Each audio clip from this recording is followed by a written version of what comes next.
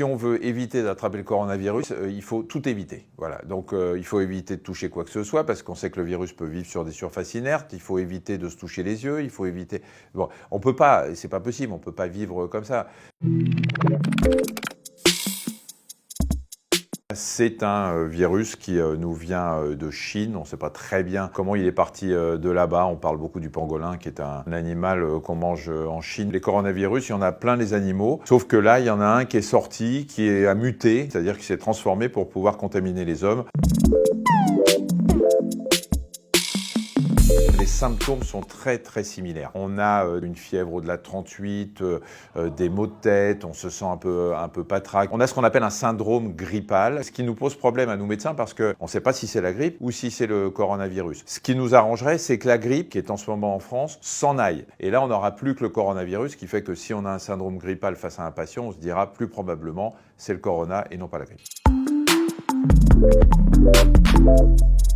La grippe s'en va en général quand les températures augmentent et là on n'est pas sûr du tout que le coronavirus va attendre le printemps pour s'en aller. Il a l'air de résister et de se foutre complètement des températures extérieures. Ça n'empêche pas que le virus, si les barrières qui consistent à éviter de se transmettre sont efficaces, eh bien, ce virus va s'en aller de façon très naturelle puisqu'il n'aura plus d'hôtes chez lequel il va pouvoir se développer pour infecter d'autres personnes. Ce qu'on ne sait pas, c'est si ce virus va persister dans notre environnement et qu'on va le retrouver tous les ans.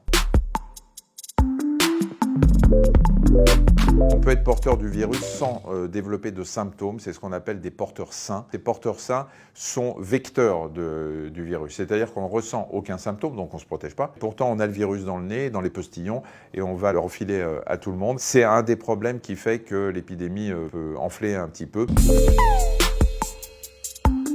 Pour le moment, ce qu'on dit, c'est que si on n'est pas malade, il n'y a aucune raison de porter un masque. C'est pas du tout recommandé. En revanche, si on a des symptômes, si on tousse, si on n'est pas très bien et qu'on veut protéger les autres, surtout, on peut effectivement mettre le masque chirurgical. Si vous avez un lavabo et du savon, c'est beaucoup mieux. Si vous n'en avez pas, ayez votre petit flacon de gel hydroalcoolique en sachant que malheureusement il y a une pénurie parce que tout le monde achète 10 flacons. Le gel hydroalcoolique, si on l'utilise très bien en se frottant dans les espaces interdigitaux entre les doigts, bien le pouce, etc., c'est quelque chose qui est très efficace. Il n'y a aucun remède naturel, il y a des fake news, il y a des trucs qui se baladent sur Internet qui sont complètement dingues autour de l'ail, du citron, de tout ce que vous voulez. Il n'y a aucun remède naturel. Si vous prenez un remède naturel et que vous êtes face au virus, il va juste avoir un fou rire et il rentrera quand même. Donc ça ne sert à rien. La mortalité est un peu plus élevée avec le coronavirus qu'avec le virus de la grippe.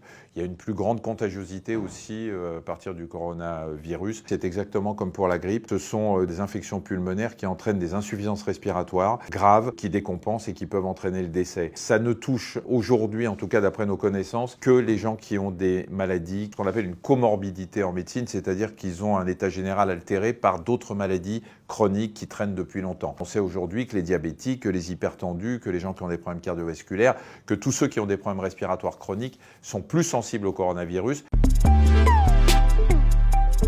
On ne sait pas si le fait d'avoir attrapé le coronavirus vous immunise contre une prochaine rencontre avec le coronavirus. En Chine, en tout cas, ils disent que ceux qui ont eu la grippe sont peut-être un peu protégés par rapport au coronavirus, mais ça, c'est encore des données qui ne sont pas sérieusement établies. A priori, quand on rencontre en général un virus, si ce virus ne change pas, on est immunisé. Le système immunitaire va le reconnaître lors d'une prochaine entrée, mais c'est exactement le problème de la grippe. Il suffit d'une petite mutation, d'un petit changement pour que l'organisme ne le reconnaisse pas. Ce qu'on sait aujourd'hui, c'est que les enfants sont moins touchés que les adultes. On ne sait pas si c'est parce que l'adulte fait une surréaction quand il est infecté par le virus. On ne sait pas si le système immunitaire de l'enfant qui, lui, est en train de se former est plus efficace pour se débarrasser du virus. On travaille toujours sur un vaccin à partir du génome, c'est-à-dire à partir du matériel génétique du virus. Et c'est à partir de ce matériel génétique et de l'enveloppe du virus qu'on essaye d'établir des vaccins pour injecter la carte d'identité du virus sans qu'on tombe malade, bien évidemment. Il est probable, je pense avec tous les labos qui bossent dessus en ce moment, que dans 6, 8, 10 mois peut-être on ait un vaccin, mais il est fort probable aussi que quand on aura le vaccin, l'épidémie sera partie. Alors si jamais le virus revient, au moins on aura le vaccin.